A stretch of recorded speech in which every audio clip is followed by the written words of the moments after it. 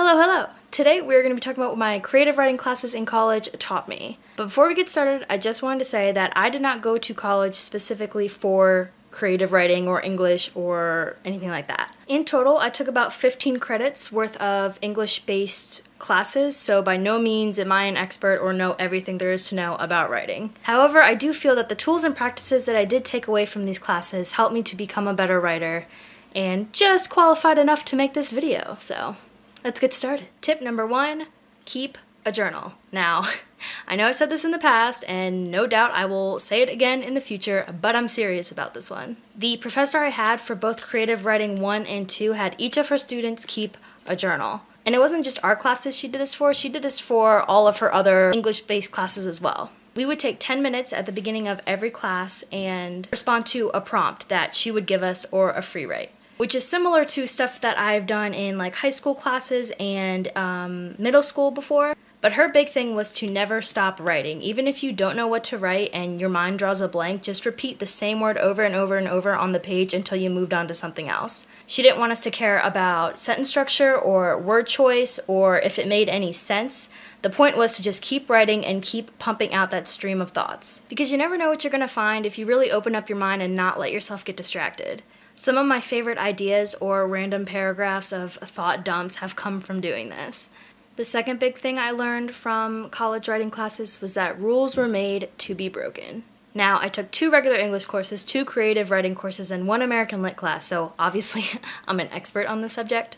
But really, common sense coupled with a basic understanding of how writing and literature has evolved throughout the years, I came to the understanding that unless an individual stepped forward, broke the confines of the popular and preferred writing style of the day, and introduced something new, we would not have grown at all. We'd all still be writing the same way. Hundreds of thousands of words would not exist, and all plot lines would follow the same basic structure. Especially nowadays when we see certain trends going in and out of style and publishers catering to those trends. I'm good on vampire romances for the next 20 years, thanks. It's easy to get discouraged or stressed about not specifically following a 3-act structure, or hesitant to play around with voice and tense because it's unfamiliar to readers. Not to get existential or anything, if that even is the right word, but as human beings, from the time we're born to the time we die, we are taught that this is the society you live in, this is what is expected of you, and this is how you're going to live your life. Thank God that every once in a while we get somebody who doesn't fit into the norm. Someone to introduce us to something new and change our ways of thinking. Do not be afraid to break the rules of writing that you do not like, especially because if you're going to break any rules, creative writing is a great outlet in which to do so.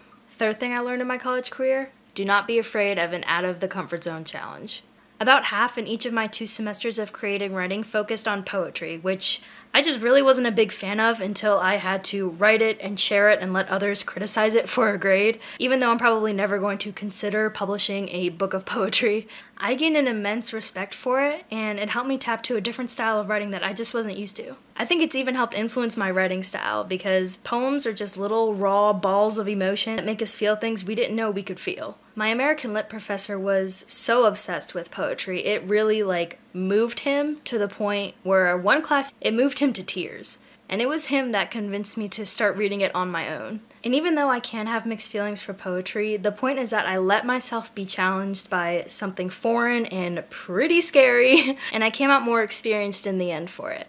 The funny thing about the creative writing classes I took was that, yeah, I learned the technicals of writing and its history, and I gained critical thinking skills from it. But the amount of personal growth and understanding as a writer outweighs it all for me. If I had taken that education into my own hands outside of college and really applied myself on my own, I think I could have taken the steps to get mentally where I am today. Because in the end, it was all up to me to figure these things out. Yes, college did make it a whole lot easier because I was being guided by people who actually knew what they were talking about. But in the end, there is no manual or set plan for creative writing and getting better at it. Just like there's no right and wrong way to better yourself, because it's up to you to do it. So keep that in mind if you decide to go down the route of being an English major with a minor in creative writing, or you're going at this all on your own with people like me to help, because I'm going off of a mixture of both, and I think I'm doing all right.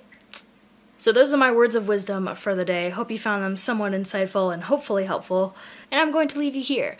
All of the links to my stuff will be linked down below if you wanted to check me out. Thank you for watching, and I hope you have a great day. I will see you next time.